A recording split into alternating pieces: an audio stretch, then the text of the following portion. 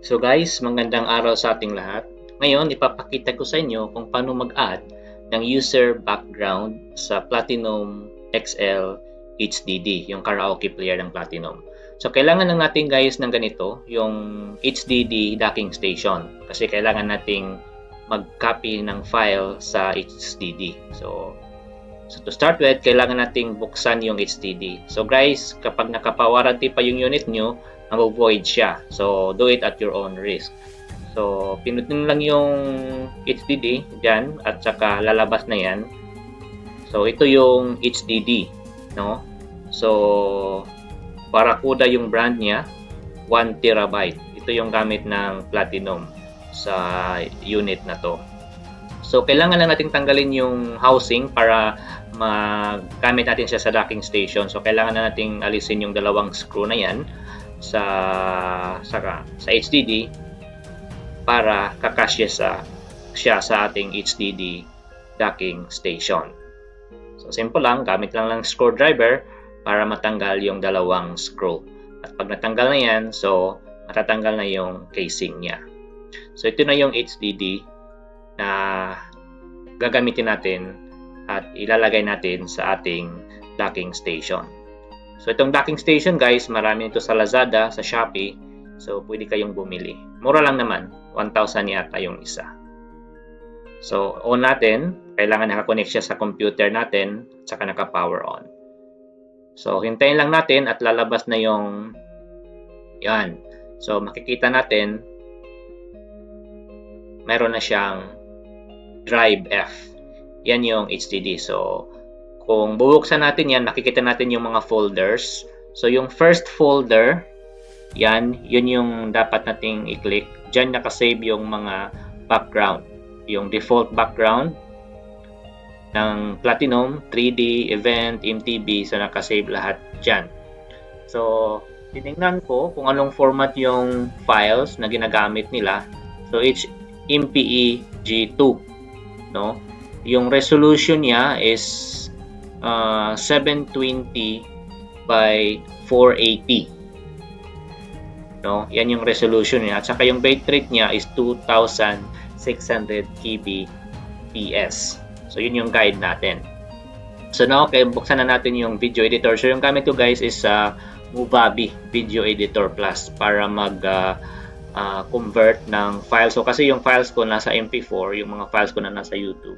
So kailangan lang natin yung i-convert into format na babasahin ni Platinum XL HDD. So ito na yung files guys. So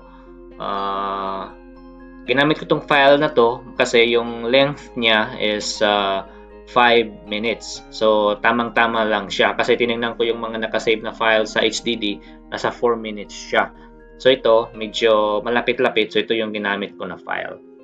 So yan.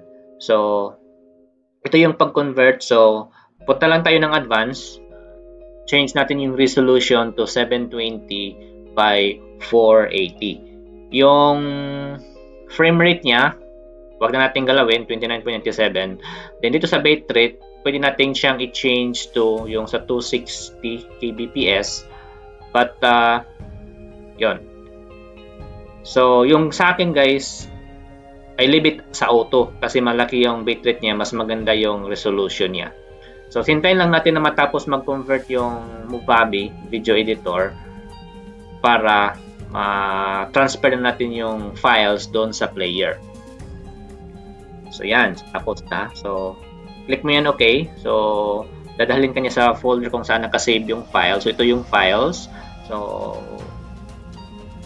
rename ko lang to new background video. Sorry guys, isang kamay lang kasi yung gamit ko. Yung isa nakahawak sa cellphone na kumukuha ng video. So yan. So yan yung video, yung background, yung user background na ginawa natin. Copy lang natin yan.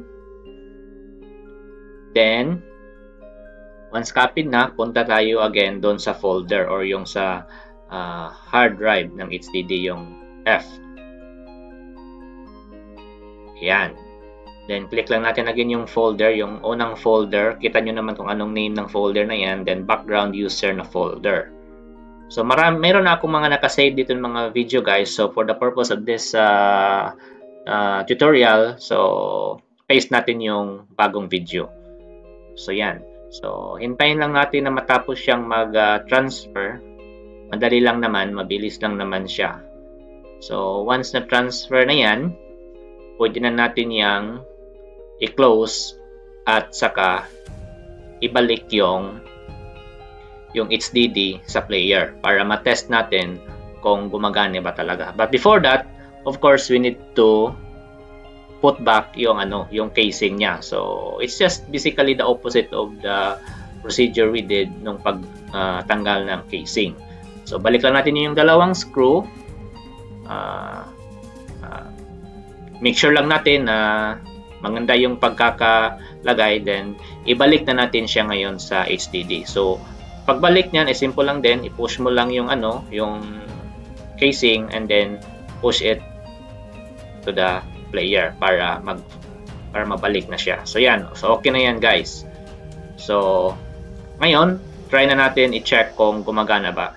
So before that, punta tayo ng settings ng player at punta tayo ng background video. So i-choose natin yung user background para yung user background lang talaga yung lalabas. Okay, so yan, user. So napansin nyo guys kung sino yung mga familiar. So ito, yung nag-play ngayon na background is yun na upload ko.